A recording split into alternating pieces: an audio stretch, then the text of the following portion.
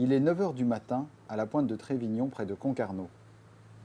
Voici la vedette de la SNSM locale, qui sort habituellement par tous les temps pour sauver des vies en mer.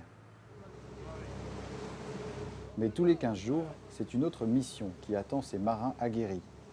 Ils embarquent Anne Donner, une scientifique d'Ifremer, pour une pêche un peu particulière.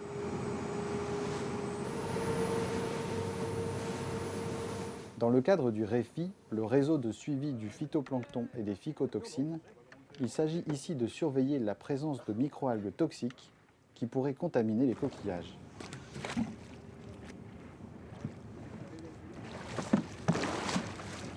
La première partie des relevés consiste à prélever des eaux brutes qui sont réparties dans plusieurs flacons.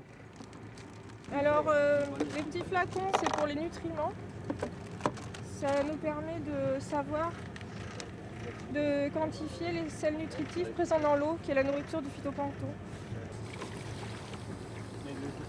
Sels nutritifs, chlorophylle ou encore dénombrement des phytoplanctons, chaque flacon sera analysé par la suite en laboratoire. Puis, la pêche proprement dite peut commencer. Alors, c'est un filet à plancton. Le but, en fait, c'est de concentrer les espèces. Et le maillage fait 20 microns. Donc, tous les espèces supérieures à 20 microns vont rester piégées dedans. C'est une opportunité pour voir beaucoup plus d'espèces que dans les eaux brutes. L'eau brute, en fait, c'est l'eau qu'on prélève directement en surface sans rien concentrer. Ouais, tout à fait.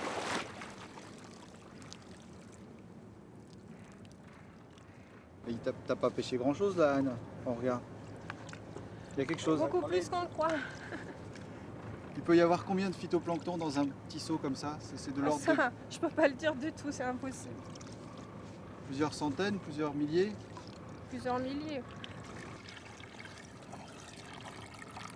Ouais.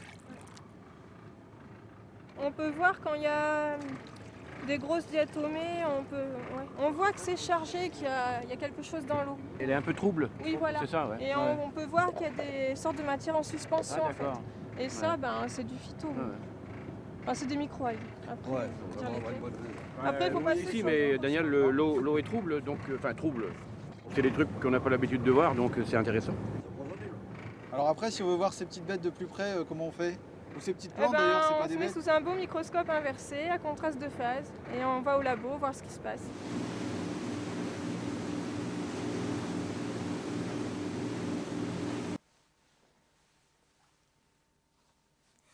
À la station Ifremer de Concarneau, Anne doit établir la liste floristique des phytoplanctons qu'elle a pêchés et dénombrer les espèces toxiques. Alexandrium, Pseudonychia, Dinophysis sont les premières espèces recherchées, car ces phytoplanctons génèrent des toxines qui sont ingérées par les coquillages et peuvent être dangereuses pour l'homme. Anne n'est pas la seule à scruter attentivement la pêche du jour. Elisabeth Nézan et Nicolas Chomera sont chercheurs en taxinomie. Ils décrivent régulièrement de nouvelles espèces et sont les référents du réseau REFI au niveau national. Partout, il y a des gens comme Anne qui font les observations. S'il y a une espèce un peu suspecte et qu'on n'arrive pas à identifier, on est là pour leur donner un coup de main. Alors on utilise des outils microscopiques classiques, mais des fois ça ne va pas suffire, donc on va avoir besoin d'autres types d'outils. Donc on peut utiliser le microscope électronique à balayage, ou bien même la biologie moléculaire. Donc on isole une cellule et puis on essaye de regarder sa signature génétique pour lui mettre un nom et savoir si elle présente des potentialités toxiques ou pas. Dans ce cas, la première étape est de parvenir à isoler une cellule avant de la mettre en culture. Donc là, par exemple, sur l'écran, on voit une cellule de Dinophysis acuminata. On voit très bien le noyau, en fait, dans cette zone-là, qui est très granuleuse, qui est un peu blanchâtre et tout. Donc c'est là que se trouve l'ADN qu'on veut amplifier. Pour ce faire, j'utilise simplement une pipette à bouche. Donc c'est une pipette très très effilée. Et je prends le minimum d'eau avec la cellule.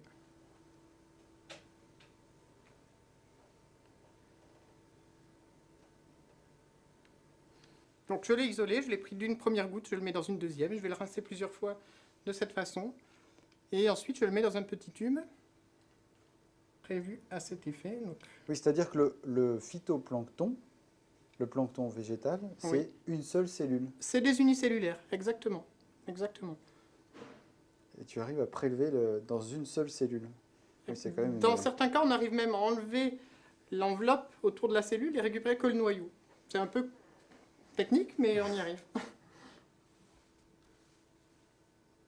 Et à vous deux, Elisabeth et Nicolas, vous avez décrit combien d'espèces nouvelles de phytoplancton? Je dirais peut-être plus d'une dizaine d'espèces pour l'instant. Et puis toutes les années, on en a 2 ou 3 nouvelles. Alors cette année, on a la chance d'en avoir trouvé une, la chance si je puis dire, mais elle est toxique, donc pour nous, c'est drôlement intéressant de se plonger et de la décrire vraiment à fond. La dernière espèce s'appelle? Vulcanodinium rugosum. Vulcanodinium parce qu'elle a un peu une forme de volcan, et rugosum parce que son aspect est un peu rugueux et c'est plissé. C'est l'adjectif latin qui veut dire ça. D'accord. Ah, là, il y a quelque chose qu'a trouvé Elisabeth. Qu'est-ce qui se passe là? Redis-moi. Alors, Elisabeth vient de retrouver une espèce qu'on cherche et qu'on traque depuis longtemps. C'était à la chasse de cette espèce et on n'en trouvait plus depuis déjà Dans la pêche d'aujourd'hui? Oui. Ah, Elisabeth, vous disiez qu'il n'y avait rien dans notre pêche. Elle était peu abondante, mais il y avait quand même de la diversité. Comment elle s'appelle? Elle est où? Je donnerai pas son nom. D'accord. Mais c'est trop tôt pour dire son nom, d'accord. Non. Je n'en saurai pas plus. Car tant que la publication n'est pas sortie, les deux chercheurs de Concarneau sont en concurrence avec d'autres équipes du monde entier. Pour l'instant, Elisabeth est concentrée sur la capture de l'inconnu.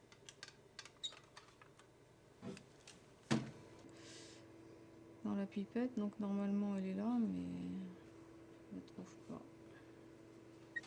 Ah si, la voilà, ça y est, je la vois. Voilà. Normalement elle est là. Donc je vais la mettre dans un puits avec du milieu de culture. Voilà. Donc là, l'enceinte de culture est programmée. Hein, donc il y a un cycle de pénombre et un cycle de lumière. Là, on est dans la pénombre. C'est-à-dire que là, de la cellule que vous venez de prélever, il y en aura combien dans quelques jours? Dans quelques jours, il y en aura très peu. Mais j'espère que dans plusieurs mois, il y en aura des milliers. D'accord, merci. Et c'est ainsi que ce matin-là, à Concarneau, a démarré la reconnaissance d'une nouvelle espèce de micro-algues.